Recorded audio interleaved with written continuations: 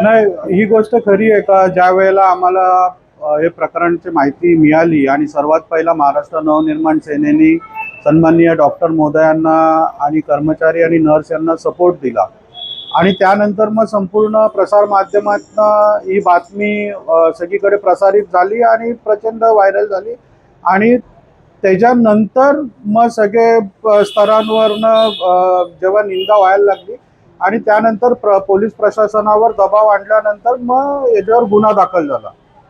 पण मला एक माहिती अशी मिळालेली होती का 6 तारखेला रात्री घटना घडली आणि ही घटना घडली शास्त्रीनगर रुग्णालयामध्ये, जे कल्याण डोंबिवली महानगरपालिकेच्या हद्दीतलं त्यांच्या मालकीचं हॉस्पिटल आहे, शास्त्रीनगर रुग्णालय.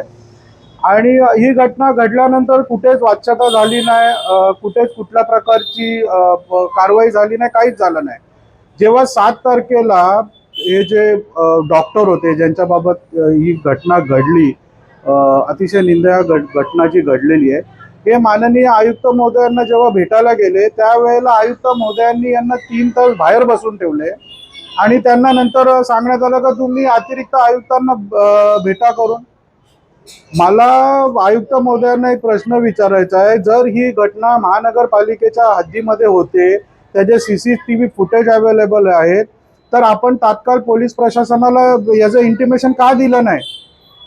आपण प्रशासनाचे प्रमुख आहात ना.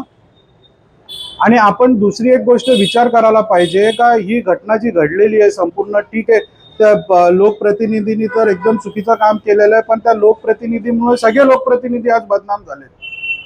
याचं मुख्य कारण काय? हॉस्पिटलमध्ये सुविधा नाही, इन्फ्रास्ट्रक्चर नाही, यंत्रणा नाही, त्याच्यामुळे हा संपूर्ण प्रकार घडलेला आहे. तर याची जबाबदारी प्रशासन प्रमुख म्हणून आयुक्तांची पण आहे ना. आता नगरसेवक निवडून तर 6 महिने झाले, याच्यापूर्वी 5 वर्ष प्रशासन होतं ना, महासभा होती ना, स्थायी समिती होती, संपूर्ण कंट्रोल हा प्रशासनाकडे होता.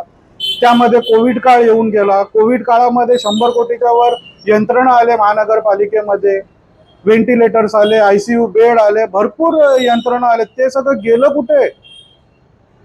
आणि जर महानगरपालिकेकडे जर एवढी 2 मोठी हॉस्पिटल आहेत, रुक्मिणीबाई हॉस्पिटल आहे, शास्त्रीनगर हॉस्पिटल आहे, याच्यावर जर महानगरपालिका प्रॉपर कंट्रोल करू शकत नाही तर काय फायदा अशा प्रशासनाचा? या 3-4 महिन्यामध्येच प्रचंड 2 घटना घडलेल्या आहेत शास्त्रीनगर रुग्णालयाच्या बाबतीमध्ये, तरी सुद्धा याच्यावर काही हे झालेलं नाही.